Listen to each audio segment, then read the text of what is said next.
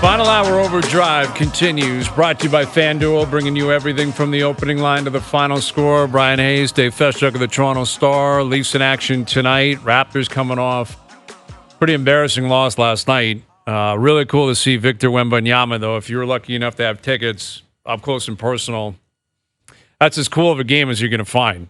Triple-double, 10 blocks, 29 minutes. Like, that's what's crazy. He didn't play 43 minutes last night. No. He barely played, and he made an impact every second he was on the floor. And he showed everything last night. Alley-oops, hook shots, beautiful passes, three-pointers. He was efficient basically in every area of the game. And he's 19. He's still very raw. He's playing on a team that's not any good. And he just completely dominated last night. Completely dominated. And that's the hype. Like, we've been buzzing about him for a couple of years. Like, people were saying, you're not going to believe this guy. Like, when he shows up, you're not going to believe it. And if you were lucky enough to see it last night, you know, in person especially, man, that must have been special.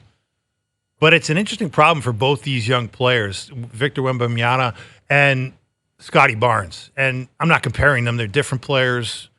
One's a phenom, first overall pick. Scottie Barnes, a very good talent, obviously. And the Raptors have picked him as their guy, face of their franchise. They've said it many times. Darko's called him the face of the league.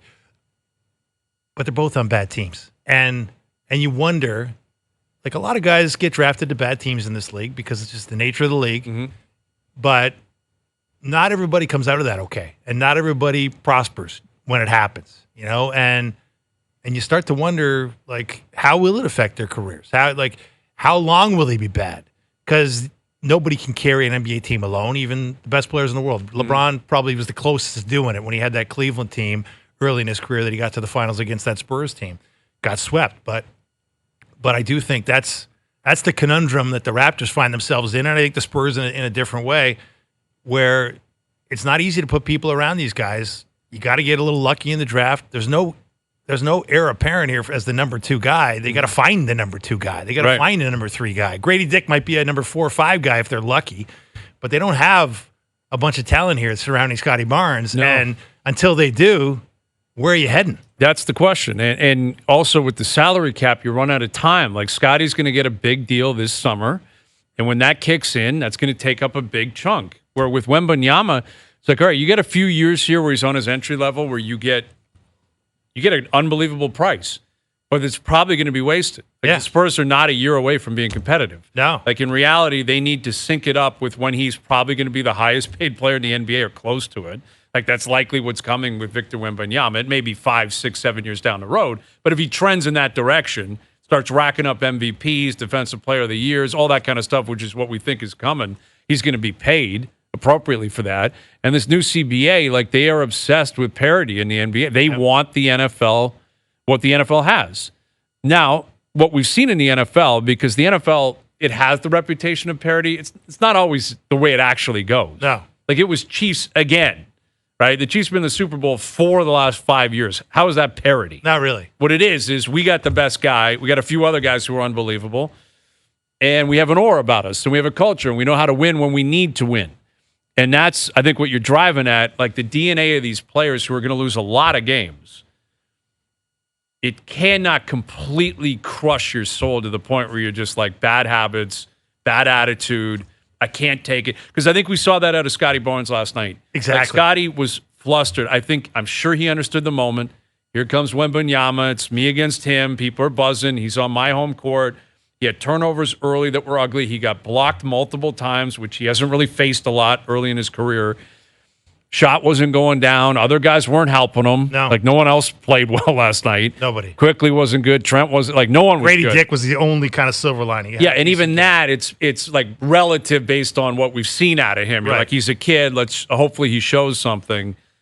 And yet, with both these cases, and certainly with the Raptors, because we're more focused on it, like, they are years away from being competitive. Feels that way. Very likely. Hopefully that's not the case. Hopefully, everything comes together. Possible. Sports can work that way. Well, if you get lucky in a draft. Exactly. And, quickly keeps taking steps. Yeah, and, Barrett. Barrett takes steps, and Pirtle stays healthy. You keep him. Scottie takes steps. You could be in a different spot a year from now. But it's likely we're going into next season saying it could be, like, really tough. And then maybe the year, like it could be 2-3 years away from even thinking, man, they're going to start really winning ball games again. That's tough to get through. Especially if Scottie Barnes is reacting like this. If he's already kind of emotional and it's kind of getting to him.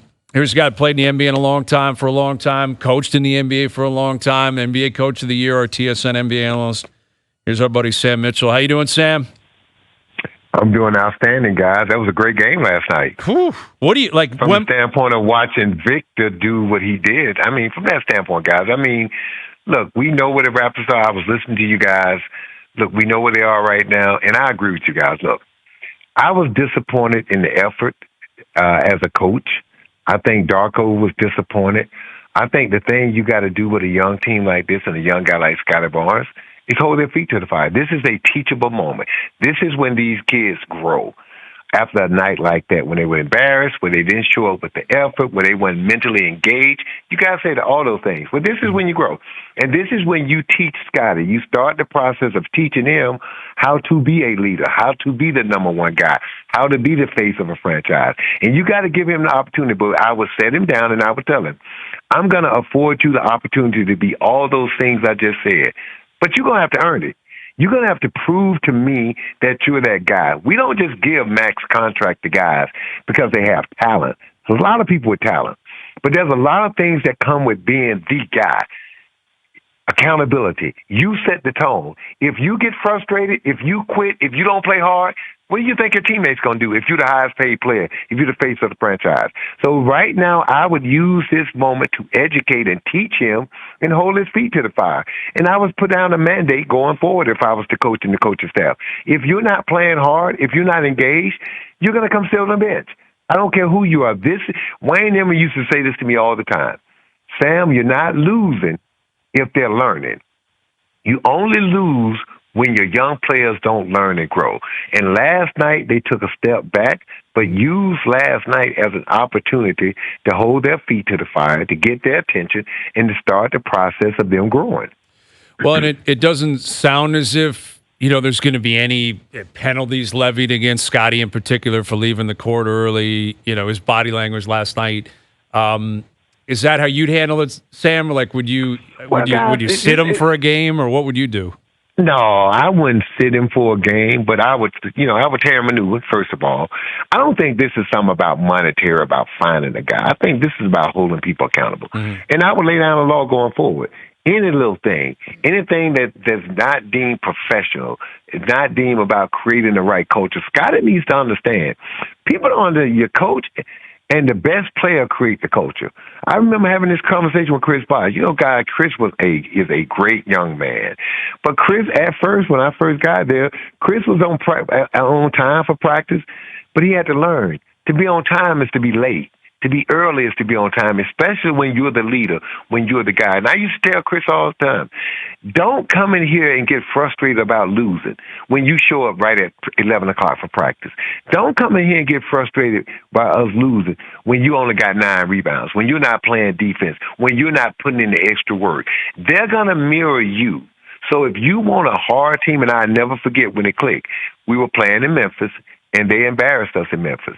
And me and the coaching staff were walking off the floor, going through the tunnel. And before we got to the locker room door, I heard Chris Bosh screaming, yelling, cursing. And I remember one of the coaches like, Coach, we got to get in there. I was like, nope. We're going to let him finish because now the light bulb has come on. He finally understands they're going to go as he goes. And so that night is when Chris Bosh, I felt like he grew as a leader and as a man. Well, some guys have that, Sam, and some guys don't, right? I mean, and it was interesting this year, Sam, that when at the press conference when Masai Ujiri was talking about the trade that sent Pascal Siakam to Indiana a few weeks back, he was asked directly, Masai was, does Scottie have the stuff? Is Scottie ready to be the guy, to be the face of the franchise? And Masai answered very honestly, I don't know. We're about to see. But when you look at Scottie, I mean, do you see the makings of the face of the franchise? We know we can play, but all the other things that come with it, Sam, that you're talking about, like being the leader and setting the example, those are different things than just being a good player, right? Yeah, but he can be a different face of the franchise. This is what I mean by that. I don't think Scottie is a guy that's going to put stats up in every column. He's going to get you points. He's going to get you assists. He's going to get you rebound. He's going to play good defense. He's going to do all the things. He's not going to be like a Kobe Bryant or a guy like that or Kevin Durant that's more of a primary scorer. And most of your number one guys, remember now, primary scores. But I think Scottie can be different. I think he can average anywhere from 18 to 22, 23 points a game. I think he can get you 8, 9 rebounds, 7, 8 assists. I think he can be that type of guy. But so he can be the face of your franchise in a different way. It don't have to be like a Kevin Durant or a Devin Booker where they make their bones scoring, doing most of the scoring. So I think he's going to have to be a little different. And I think you're going to have to put shooters and playmakers, guys that can knock down shots around Scottie. I think Scottie, I look at Scottie more as like a LeBron-type player more than like a Kevin Durant or a Devin Booker. Well, and he's going to need help. Obviously, yet he's got guys around him that are young players still trying to figure things out, right? Like Emmanuel quickly is trying to figure it out, and he's had good games, he's had bad games. Shot wasn't going down last night defensively. He's been getting exposed a little bit here, Sam. And RJ's had ups and downs. Like that's got to be challenging too, because it's not only about Scottie, yet the other guys that he's on the court with that are playing big minutes that this team hopes will play a big role in turning things around in the next year or two. Like, they're young guys, too, and we don't really know whether or not they can handle the heat. Well, the thing that we don't know is do those young players have the infrastructure for them to grow? Do they have the right environment? Because there's going to be some tough days, right? It's going to be some tough times. You guys said it. This team, the rest of this year, they may not win a lot of games, especially against the good teams. They may have some ugly nights, but what you can't have is what you had last night. Guys not competing. We can lose, and we can lose by a lot, but we got to compete every single play, every single night. So you got to start building that culture right now. You got to lay down the law.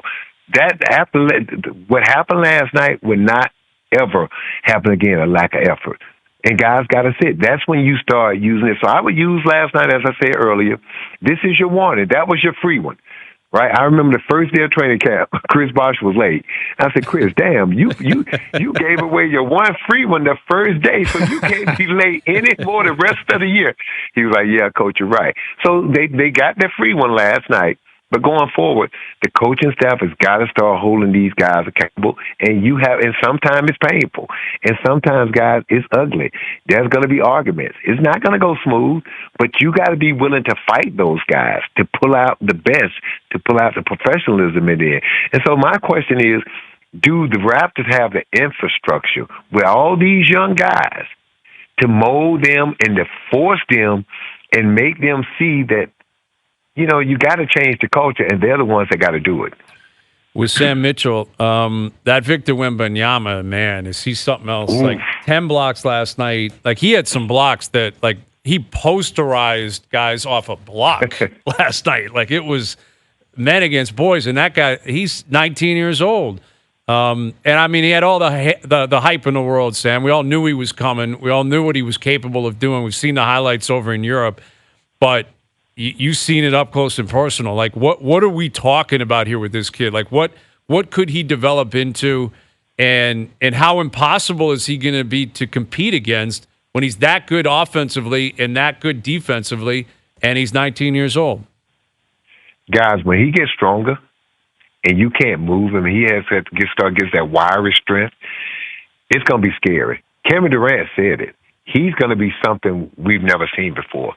We're not going to be able to prepare for this. Look at what he's doing now at 19 years old in a baby's body. Mm-hmm. Right? I was watching him last night. Every time people were hitting him, knocking him off balance. But, guys, he had 27 points, 14 rebounds, and 10 block shots and 5 assists. And he got beat up all over the court. Now, think about what's going to happen when he's able to hold his ground and stand his ground. I think we're going to see something that we've never seen before. He may have a chance to go down as the greatest player ever. Because when you look at his skill, okay, think about this from this standpoint. He can get a shot on anybody. See, right now he's playing facing up. Look at what Boston doing with Kristaps Porzingis. They put him at the elbow. Yep. So if you put a short guy on him, he just turns his shoes over him. If you put a big, slow center on him, he just drives around him. Who you going? And Victor is a better athlete than Porzingis. He's a better athlete than Chet Holmgren. He's better skill-wise. So think about when he gets a little stronger, what he's going to do. How are you going to defend him? What are you going to do? Yeah. You can't take a shot away from him. So I'm telling you guys, this guy's going to be, it's scary to watch him and watch what he's doing now. I would say this, in 3 years, it may not be an answer for him. Yeah. And yet, if he keeps developing right now, it may not be an answer for him. Oof. And yet, Sam, you look at the standings, and they're one of the worst teams in the league, the Spurs are. They'd lost 7 in a row coming into Toronto last night before the Raptors made them look like one of the best teams in the league in an embarrassing performance. But how have you evaluated sort of Popovich's coaching job there, given this kid's talent and all, the effusive praise you just leveled, which is all justified to my eye because I've never seen anything like this guy in all my years watching this league. 11 wins, man, 43 losses. Not pretty. Has Pop done a good enough job in your mind? How do you look at it? Guys, this year is not about wins and losses to San Antonio. This is about Victor development and who can play with Victor. What skill set do you need to develop? See, what they're doing right now, they're learning what type of players need to play with Victor. Do we need shooters? Do we need bangers? What kind of guys do we need, right? And then they're figuring out what all can he do. And what they're realizing, he can do everything. Guys, he made passes last night that I didn't think a 7'5" guy can make. Man, he was making bounce passes to guys wide open for layups. I'm like, gee whiz, I didn't realize he could pass like that. So I think what San Antonio's doing, this is open audition. They're learning what he can do. They're learning what he needs. Guys, think about this now. He's only playing 28 minutes a game. Mm-hmm. Now think, and I think that's right. I think to play him 40 minutes a night, he would get hurt. He'd get beat up. I think that would be malpractice. So I think Pop is doing the right thing with him. They're limiting his minutes. He's playing 28 minutes a game. And what Pop is telling him, in 28 minutes, if you can go out there and get 27, 14, and 10, and 5, how many more minutes do you need? That's what's crazy, man. Like 29. And to your point, Sam, he did everything. He had a left-handed hook shot last night. And I'm like, what is this guy doing, man? Like, and blocks from every possible angle. Dude, crazy. Do you know Wesley Chain over and under the betting parlay that we joke about on the air? Yep. The over was 3 blocks. Oh, man. So they asked me what I thought. I said he's playing a young team that don't understand the hype. He's going to have way more blocks than that. And I didn't think he'd have 10. Right. But the Raptors made it easy. They kept driving in there like they were going to trick him. You can't out-quick or out-trick a 7'5" guy with an 8 feet wingspan. Right. That's that athletic, too, right? He takes one step, he's on top of you. Like, that was what was amazing, is that you're right. You could see the fear in the eyes of the Raptors who were trying to drive at him. They're like, I'm done. I'm stuck. What do you do? Like, I'm committed to it now, but he's going to block me. It's crazy. Dude, I wanted to be at that game because I wanted to see him live and up close. Mm-hmm. And I'm telling you what, man, I was in awe. Yeah. He blew me away. He's better than I've seen on TV. When you see him up close and you see how people were knocking him around and he still did what he did last night, it's scary. Well, what about his personality? Like, does he have the personality to take on, what it's like when you're the man in the NBA in any sport, like all eyes are on you, mics are on you all the time. That's going to be a test too, I guess. Like at some point if it's going to be his NBA, how big of a, I guess, transition could that be for a young player to get to that point where you're 25, 26, 27, going to the All-Star game every year, and you're the man. Everyone wants to talk to you. Guys, he'll grow into that. And I'll be honest with you, I thought, looking at the league and where it's going, I would have put him on the All-Star team this year. Yeah. I really would have. Yes, I really would have. Dude, can you imagine him on the floor? Think about this. Putting him on the floor with other great players and then see his skill set. Yeah. You know what I mean? Think about that. Mm-hmm. When you start putting more talent around him, and now you can't double up, you can't triple up, what are you going to do? So I would have liked to have seen him play in the All-Star game this year, man, because, again, I don't think anyone would argue with you to say he's not an All-Star. Yeah. Did you see him last night? That's as good as Somebody it gets, asked man. me this. Yep. Somebody asked me this. If you replace Chet Holmgren in OKC with him, would they be a little bit better? I think so. And I think Chet is fantastic. But I think this kid got a level that Chet hadn't got to yet. Well, and that is like I was having a conversation with someone about that, like the Rookie of the Year stuff, where like Chet's got a team around him. Yeah. Like in Oklahoma City, Yeah. they're like it's a huge He got an MVP benefit. candidate around him. Yeah. Well, no And kidding. Shea. No kidding. Dude, it's on my list, by the way. Shea's number 2, creeping up on the Joker. You got Joker at That's how Still one. much got I think Joker of at him. 1, eh? Yeah. I got Joker at 1, but I'm telling you, man, Shea is right on his butt. Mm-hmm. I'm talking about any slippage by the Joker. And, hey, man, I'm telling you, He's been that good. dude, it's scary. Yeah. Hey, man, I joke. I get on the USA players all the time. The top 6 players in the NBA today are from Canada and Europe. Let that resonate. Yeah. Think about that. That's true. Shea, Nobody's that listening to you, tells you- Sam. I was, nobody's that? listening to the Americans. Don't listen, man. Nobody hears your. Nobody hears your No, point. they don't. No. If you turn on CNN or MSNBC or Fox, you would know they don't listen. No, we Americans, we do not. Dude, we don't believe black is black, white is white, and hot is hot. We don't believe nothing. We really have embraced this. We gonna make the truth whatever we want it to be. But guess what? Everywhere else in the world, it don't work that way. Yeah. Well, that's right, man. Those non-Americans are taking over the NBA. right. They're taking over the Just NBA. took over the NBA, guys. Yep. You're right. And think about this. If you want a center, all the best centers come from Europe now. Look at the Joker. Look at Şengün in Houston. Mm-hmm. Look at Joel Embiid. I mean, look at Jonas Valanciunas. Yeah. Look at all the best centers, the most complete centers, all come from Europe. I was having this conversation with Greg Kessler in Detroit, and we was talking about just imagine if you can get the right person to work with Duran and Wiseman. You got 2 young 7-foot athletic studs. If you get their game right, what can Detroit be? Well, you've been high on Wiseman. It just hasn't panned out, Sam. Dude, think about this. And I don't say this, and not to make excuses. The worst place for him was Golden State. Mm-hmm. They were trying to win championships. So think about the reason Andrew Wiggins, Zach LaVine, and Karl Anthony Towns developed. Guys, we won 16 games their rookie year. They played 40 minutes a game. Now, let that resonate. Yeah. They got to play through everything. They got to go out there and just suck, and we left them out there. So they learned how to play, and we were bad. Second year, we won 29 games. Now look at them. Oof. If James Wiseman, in my mind, would have went to a bad team and got to play 35 to 40 minutes a night and got to grow and just play and make mistakes, he might be somewhere different right now. Yeah. Good point. Well, that's the good. The worst thing for a young player, guy, is to get drafted by a championship caliber team because one, they limit your minutes, and 2, they will not allow you to make mistakes because they're trying to win the championship. Mm-hmm. Well, I mean, the opposite side is Scottie and Wembanyama, right? Yeah. Like now you're on bad teams, you're young about guys. Let's see what you got, you know? Think about it. You put him on a team that was going to try to win a championship, he'll be playing 15 minutes a game. Mm-hmm. Yeah, that's true. Like that's true. You put Scottie there 3 years ago, he's not playing much. Like he probably No, wouldn't. Scottie not because Scottie couldn't shoot. Yeah. He wouldn't score.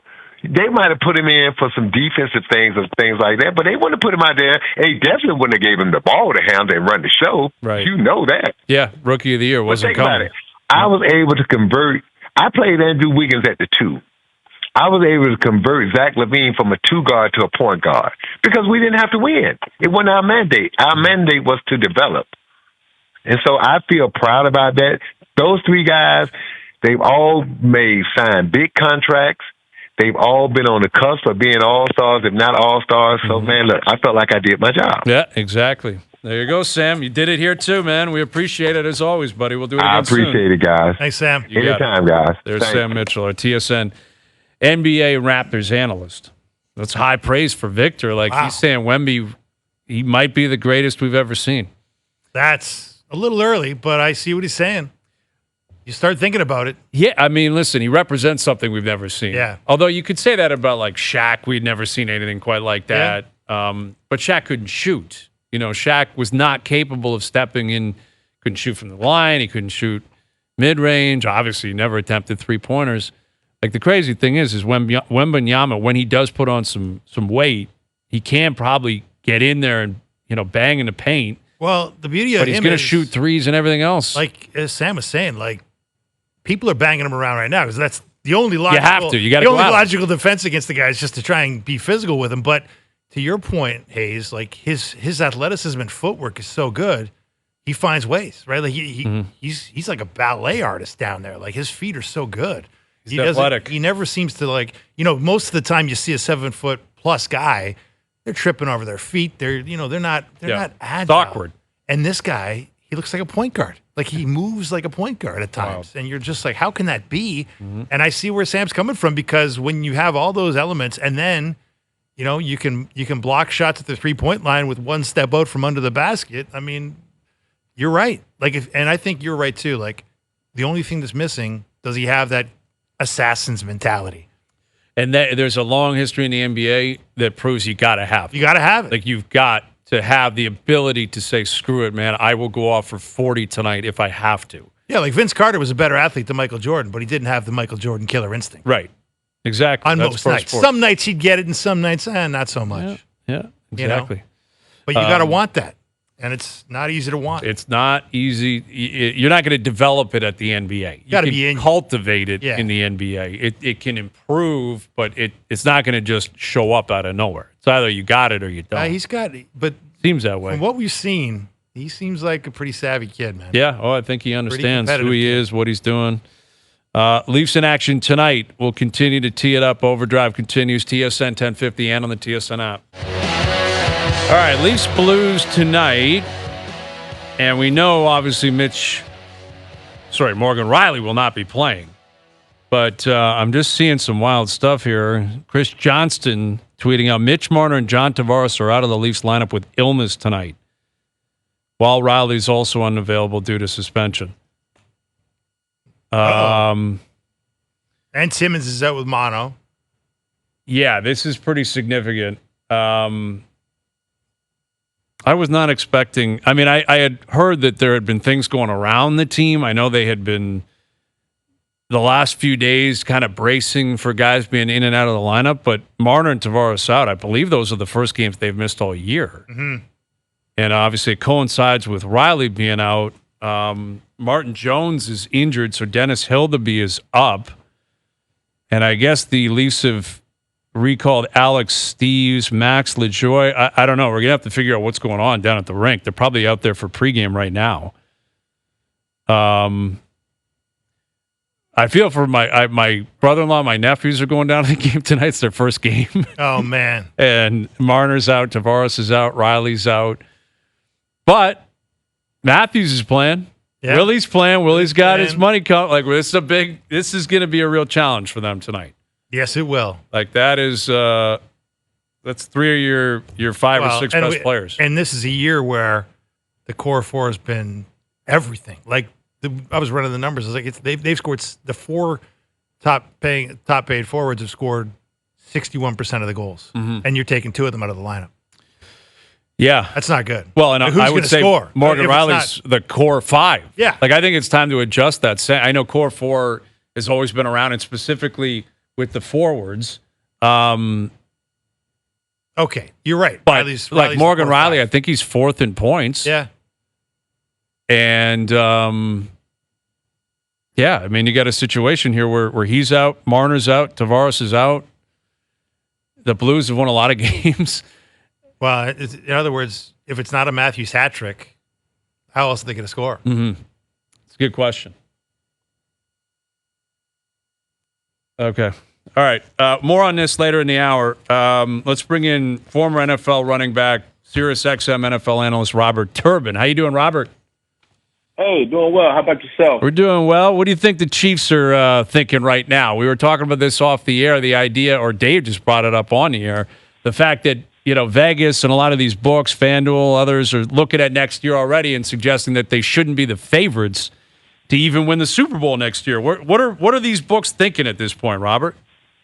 That they should not be the favorites to win the Super Bowl next year? Yeah, like they're not. As of now, the Niners are the favorites. The Niners are the favorites. How can that be, Robert?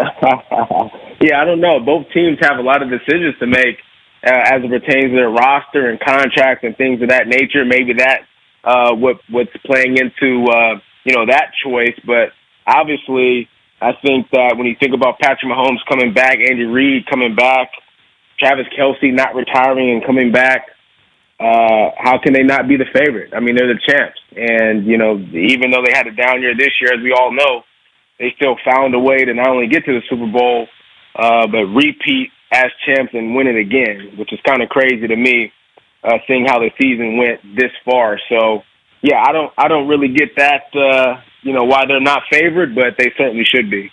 Hey, Robert, there's been a lot of talk, a lot of second-guessing of the 49ers. Why didn't they give the ball to McCaffrey more? What was going on, not knowing the overtime rules. When you look back, I mean, can you poke holes in the 49ers game plan? Is there something that bothers you about what they should or should not have done that could have won them that game? Not really. I thought they had a good game plan, during the 4 quarters of the football game. I thought, obviously, there were parts of that game where, as a team, they made mistakes, particularly on special teams. That doesn't really put a damper into your game plan. And then when you look at the overtime situation, obviously, I think that you kick the football first. You put the ball in Kansas City's hands, so then you know what you have to do once you get the ball back as the 49ers. If Kansas City goes down and they score the first drive, well, you know what you need, and you can navigate your game plan that way as far as situational football is concerned. So from a game plan standpoint, I think that was a mistake. And then obviously, look, you come out in the second half, your first 8 of 9 plays are all pass plays. I thought, listen, you come out in the second half, man, you were controlling the line of scrimmage pretty well in the first half. Give the ball to the best running back in the NFL. So we kind of got away from that game plan a little bit, and I think it hindered them some because it gave the Chiefs extra opportunities to get back onto the field with those 3 and outs. And so those are really the only 2 things that I can point to. But overall, I thought in regulation, the game plan for the 49ers was pretty good. With Robert Turbin, I mean, Mahomes now, he's got 3 Super Bowls. Everyone's having the GOAT conversation. But who do you think who is most likely to challenge him in his own generation? Like, it feels like we've just looked past Burrow and Allen and Lamar and others. It's like it's an impossibility that anyone could even come close. Where, like, Brady had Peyton. Like, Manning was there. He didn't share the rings, but he won 5 MVPs during the regular season. Like, who is it that you believe has a chance to at least push Mahomes or get into a conversation with him? Or do you even think that that's possible? I think it's Joe Burrow. If I had to put my finger on a quarterback in the league right now, it's Joe Burrow. He's the only other quarterback to beat him in the playoffs outside of Tom Brady. And so when you look at it from that standpoint, I think that, he has the, equal the amount of ability. He's got the fourth quarter clutchness. He's got the ability to maneuver in the pocket. He can use his feet as well. He's got sneaky athleticism like Patrick Mahomes, and he's beat him before. And so, when you look at it from that standpoint, I think it's Joe Burrow. I think the other guys, they've got some catching up to do. Like maybe you could say it's Josh Allen, but Josh Allen does not have the clutch gene. I think he's shown that over the course of his career so far. That can change. But as of right now, he ain't got it. But the guy that does is the guy sitting out there in Cincinnati, Joe Burrow. Yeah, I think you're probably right. I don't know if Bills fans are going to want to hear that. There's a lot of them up here. But I don't think you're wrong in that, Robert. Great catching up with you, man. Thank you for doing this. Thanks for having me, fellas. Robert Turbin, former NFL running back, SiriusXM NFL radio analyst. So, again, if you're just tuning in, the Leafs are in action tonight. Mitch Marner and John Tavares are out. They're sick.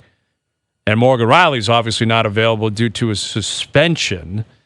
So 3 of the core 5 are out. It's Matthews and Nylander and Samsonov and net. This is going to be a challenge. But again, you put yourself in this position 50 games into the season. Not that you can predict illness or you can predict, I guess, that Rielly would put himself in the spot that he put himself in. But you've wasted bullets on losses to Chicago and Columbus when you were fully healthy. Yeah, so that's the thing. This is going to be a challenge, but it's one that, like, if the Leafs are a serious team, they'll meet it tonight. Doesn't mean you're guaranteed to win. But you got to have an effort, and other guys better show up tonight. It better be a night where Bertuzzi finally shows up, right? And Max Domi's going to have to play a big role. And Robertson is a big opportunity for him. Big time. No, because, look, you're right. Like if you're Sheldon Keefe, you lay awake at night thinking all the points he's left on the board against the 6 worst teams in the league, right? Like I was going over that. They're 5-6-3 against the 6 worst teams in the league. Just like they're playing sub 500 hockey against those teams. 1-3 against the Senators. I mean, just unacceptable stuff, right? And it just doesn't have to be that. And imagine the cushion you would have if you just took care of business against those bums. And, right, you'd be breathing easier today. You'd be breathing a lot easier. And they've put themselves in a position now where a couple of injuries, a suspension, a little calamity here and there. We know their depth problems. Guess what? Now you got even bigger depth problems because you're going to have Rielly out for a while. Now who knows what's going on with the illnesses? Yeah, I mean, if there's something in the room, who knows? I mean, we know Timmons is out with mono. Yeah, let's hope it's not mono for those guys because that's not doesn't sound like a one-day thing. I hadn't even thought of that. I hope that's not the case. But we don't know what it is. But no. But the point is, it didn't need to be this tight. It didn't need to be this uncomfortable, right? And in previous seasons, it was like they would drop points to bad teams. And that was what separated them from winning the division, right? You could have been first place, and yet you lost to the Canadians a bunch of times. You lost to the Sabres. You lost, you lost all these games you should have won. This year, it's like we're losing all these games we should have won, and now you're having tough times against other teams that you're not playing up to your competition as much as you did. Not as much, and now as MJ points out, like there's some real chasers. Like the Islanders are a formidable chaser with Patrick Waugh and some good goaltending. The Devils, if they can get some goaltending, they can get some saves, as Jack Hughes would say. That's what he's looking for. Suddenly they're chasing you. Yeah. If you've got 2 of your 4 out, I mean, who knows? Well, the Rielly news is official. Kevin Weeks had reported on it earlier this hour. Weeksy, he doesn't really miss. And now it's become official. Morgan Rielly suspended 5 games. So as Chris Johnston points out, the NHLPA has 48 hours to appeal the decision on Rielly's behalf. And he expects that to happen. I'm sure it will. And then Gary Bettman will step in. But, if it gets reduced by Bettman, it's 5 to maybe 4. The thing is, everyone was caught up on David Perron getting 6. Yeah. And this is not 6 games. No. Which, again, only adds to the confusion. As much as I would have disagreed with that, I said from the start I thought he should get 3. I thought the Matthews cross-check on Dahlin was more violent, actually. It was actually worse. It was straight to the head. Straight to the head. But that was a player battle. They were in conflict, and he got up and got – this was different because he's chasing Gregg. Gregg had just scored, the context of the game. So I said, all right, 2 + 1, that equals 3. It's irrelevant now. It's 5. But if it had been 6 and it was just, hey, this Perron got 6 for that, we're giving you 6, I guess as much as I would disagree with that, I could understand the reasoning. Yeah. 5, again, I'd love to see I want to see the video now. Yeah. Like, how is it 5 compared to 6 or compared to 2 or 3 or 1 like other infractions we've seen? But in terms of the Maple Leafs schedule here, 5 is beneficial. And I do wonder if that was I'm sure what the Leafs were, Shanahan and company were saying, hey, you're gonna hit him here. He's gonna get suspended. In 6 games, they play Vegas. Yeah. In Vegas. In 7 games, they play Colorado in Colorado. In 8 games, they're back home against Vegas. Yeah, so he'll return in Vegas on February 22nd. Right. So. And that's as tough of a stretch as you're going to get. At Vegas, at Colorado, at home to Vegas. Yeah. Vegas is getting healthier. Vegas is starting to get going again. I think they're going to have a great stretch run. So, in the end, Rielly gets 5 games, and that's a boatload of games. Like it is. I think we were all bracing for it. It's just too many. There's no rhyme or reason to this league's disciplinary process. And no. I just don't understand. I don't get it either, but again, it's all a moot point. It's done. Yeah. He's out for 5. And again, tonight, Mitch Marner and John Tavares are out with an illness. So, yeah, your depth has been challenged all year. Your depth has not really brought a lot to the table all year, but it better show up tonight. It can't just be the Austin Matthews, William Nylander show. And Samsonov makes 45 saves. That's what it's been. I mean, I know, it's been but Matthews scoring all the high-impact goals. It's been Matthews bailing you out.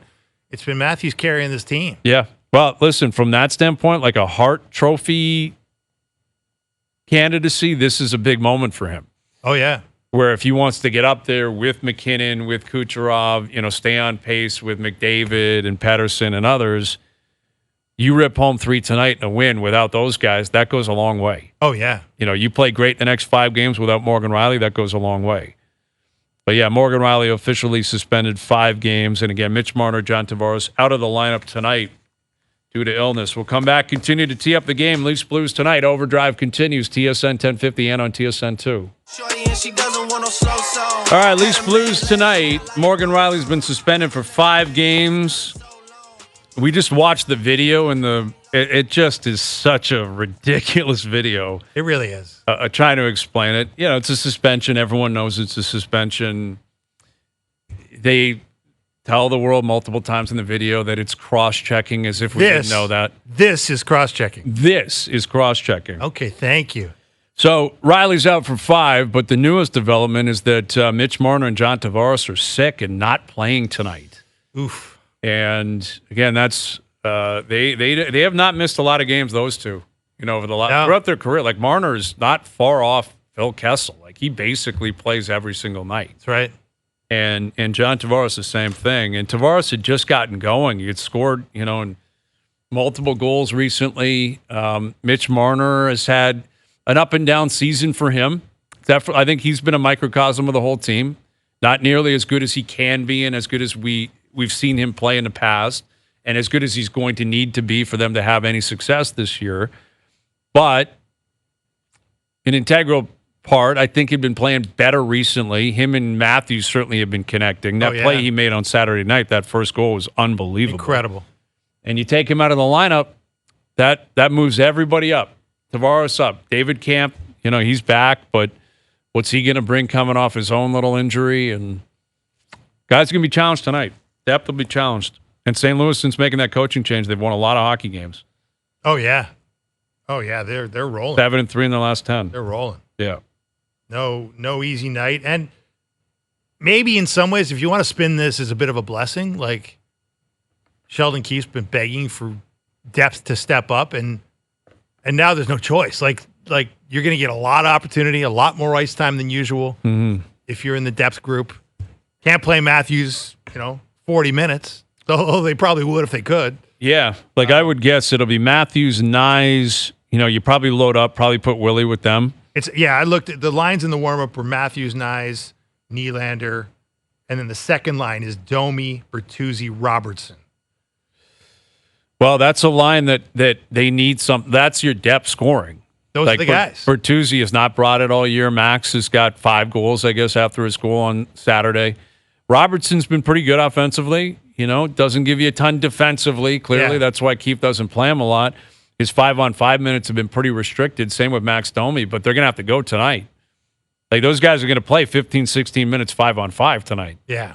And then you're getting David Camp back at least. Yes. So Camp he needs to bring a lot more than he has. Yeah, he's got it. Look, they gave him real money. Yeah. I mean, it's, you're not a minimum guy. You got to be providing more than the minimum stats and the minimum production. So is Alex Steves on the ice? Is he playing Steves tonight? is in the fourth line with Holmberg, Steves, and Reeves. Steves and Reeves and Holmberg. Yeah.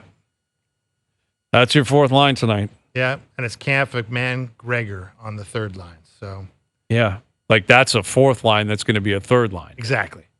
So you got 2 fourth lines, a first line, Matthews, Nylander, Nyes. That's a first line. Yes, it is. A second line that's probably a third line, and 2 fourth lines. And no number 1 defenseman. To pile on, Timothy Liljegren is in the first pairing. Yes. Alongside TJ Brody. It's a real challenge. Yeah. This is a real fork in the road for the Leafs. Because now this would be an excuse for them if they lost tonight. It's this is clearly a challenging situation. But when you're this deep into the season and you've played a lot of those cards, as we said, you've put yourself in a position here where there's really no excuses. You just got to find a way to get points. Right. And if it's going to be a Samsonov miraculous standing on his head situation, then so be it. Someone's got to pull the weight tonight. Someone's got to do it. I mean, the money's on Matthews because he's done it all year. But you talk about a game plan. If you're St. Louis, let's do everything. Easier said than done. Let's do everything we can to shut down Matthews and Nylander tonight, and we'll let the other guys play. Well, that's see it. What happens. Yeah, we'll take our chances with everybody else. We're just going to put all our effort into shutting these guys down and see what happens. Go from there. But I'll tell you what, man. If you're Bertuzzi, you're Domi, you're on 1-year deals, man. Big opportunity for you. You got to get some. You got to make some hay here if you want to get paid. Mm-hmm. Big opportunity. Yeah. Domi, Bertuzzi, Robertson. That's your second line tonight. Samsonov in net. Samsonov's, bad start or getting banged up away from Hill to be in net. There's a lot of Marlies in this lineup. A lot of Marlies content. Yeah, tonight. a lot of Marlies content. I haven't seen the Marlies play much this year, but you're seeing them tonight. It's going to be tough. All right, there you go. Leafs Blues tonight. We're out of here. Enjoy your evening. Thanks, Dave. Good seeing you, buddy. Good seeing you. And Noodles will be back tomorrow. We'll be back tomorrow. We're out of here. Enjoy your evenings. Enjoy the games tonight. We're back tomorrow at 4 p.m. We'll chat then.